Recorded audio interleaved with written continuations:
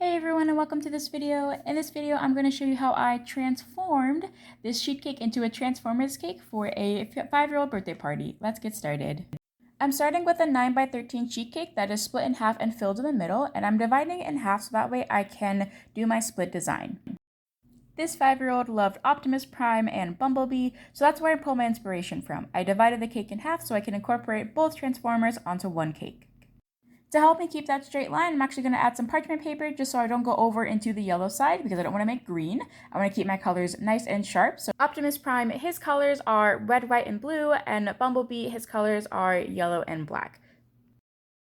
I do want to apologize for this video quality. So as my cake is a 9x13, it is going in and out of focus, and so it's a little bit distracting, but I thought the video was still decent enough.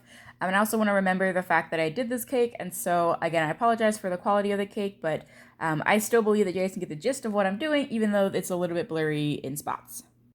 But back to the cake. So here I am, basically I am adding my final layer of frosting on. So I went with a really thin layer of frosting since I didn't want to over make too much color. And so I am just applying it on with a small spatula. This is roughly, I think this is like a 6-inch to 4-inch spatula. I find that when doing a sheet cake, having a smaller spatula works really well for me instead of those large 8 to 12-inch offset spatulas. And so just like any other cake, I'm going to add my frosting and smooth it all over the sides. With a sheet cake, typically you want to get your corners a little bit sharper. At least I like to get my corners a little bit sharper. So this is going to be a much longer process than what it would be for a regular round cake. But I would say that most people don't necessarily require sharp corners for a sheet cake. I feel like grocery store cakes are the same size and the corners are pretty round and people still buy them. So it's going to drive you nuts. Then don't worry about getting sharp corners. It just drives me nuts, so therefore I do my best. One thing I will point out, to get a sharp corner, you want to really build up your frosting. So as you can kind of see here, I'm piling a lot of frosting on the corners. That way when I pull them away, I can still keep the shape. If you don't put enough frosting on, you're not ever going to get a sharp corner. So don't be afraid to really pile it on. Most likely you're going to pull most of the frosting off. But long story short, I'm just going to keep applying frosting and scraping and smoothing and applying frosting and scraping and smoothing until I am happy with the results. I will note that something I would definitely change the next time I do a split cake is to actually put my parchment on the corners as well. Those corners are really hard to get when you had a mix of color. So the far corner that you can see here, the blue corner, this corner was easy because it was all blue. But when I got to the corners that had to have half blue and half yellow, that was really, really hard, and I actually ended up covering it with some piping.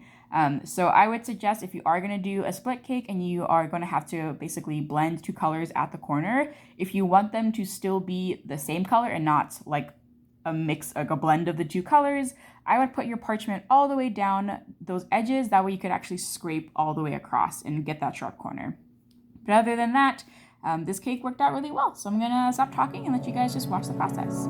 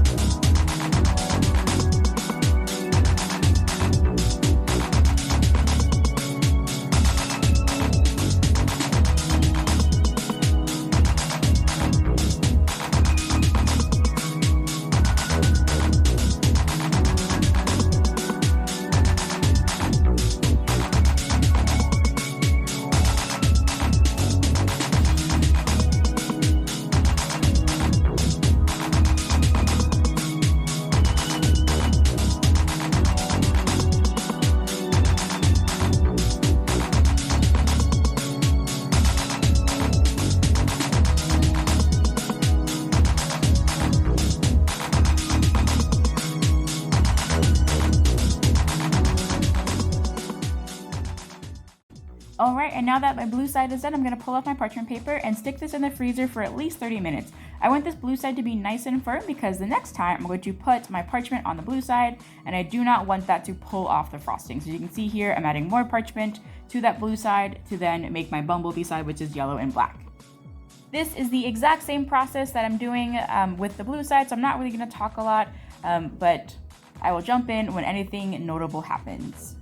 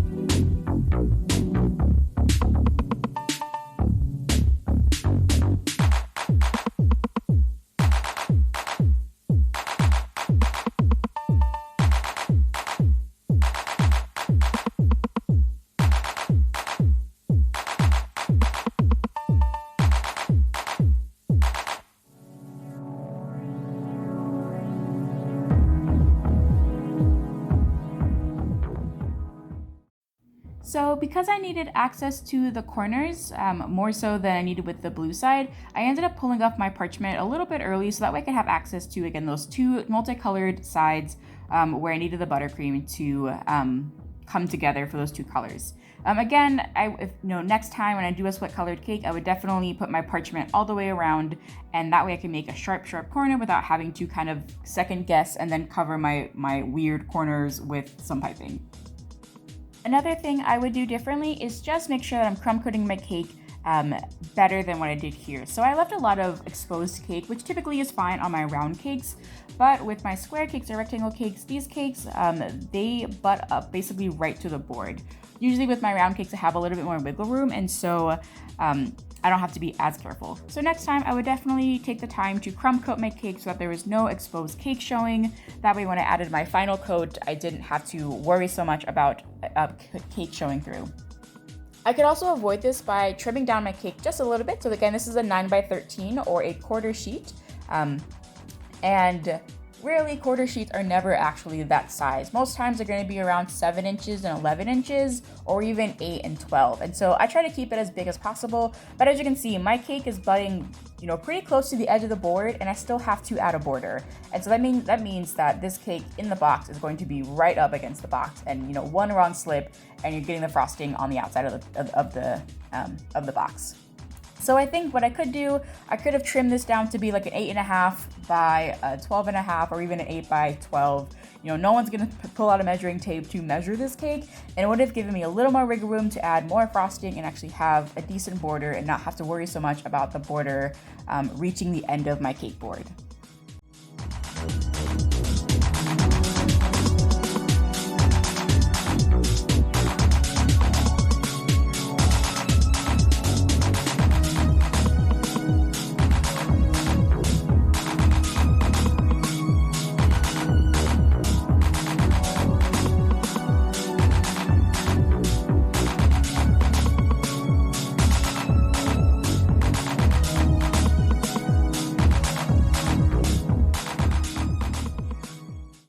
With my top coat done and my frosting done, it's time to put this in the freezer and start working on my decoration, which is a buttercream transfer of the Traansformers logo. For this, I printed out the Traansformers logo and taped it down to my spin table or my turntable, and then I'm using white frosting to pipe in all of the blank space, and then I'll go back with black frosting to pipe in all of the details. Since this logo is symmetrical, it doesn't really matter how you print it, but it will matter if your logo is not, or whatever you're doing a transfer for is not symmetrical. You want to flip it the reverse way. That way when you flip it back onto the cake, it is facing the right way. Again, this design is symmetrical, therefore it doesn't really matter which way I print it. And just to know, I am piping this on a piece of parchment paper that is also taped down, so it's not going to move on me.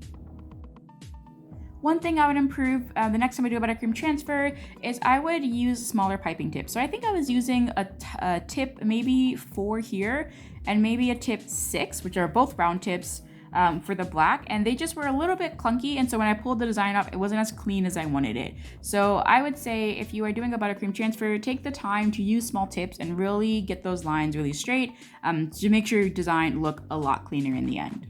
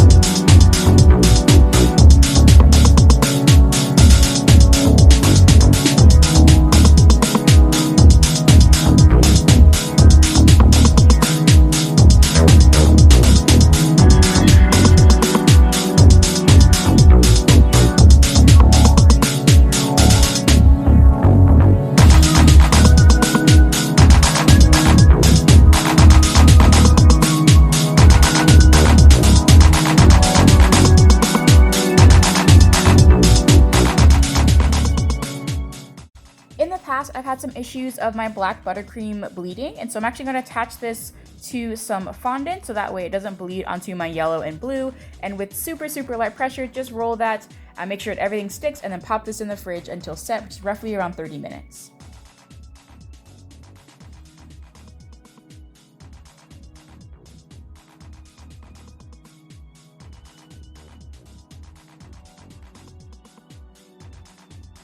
Now with everything cold, I'm going to pop on my Transformers logo and then just add some piping around the side. I thought that a white color would match both really well, so Bumblebee does have some white in him a little bit. And so having a white border around the side I thought works out really well, and then adding those final details of red for the Optimus Prime side and black for the Bumblebee side, and then I'll be done.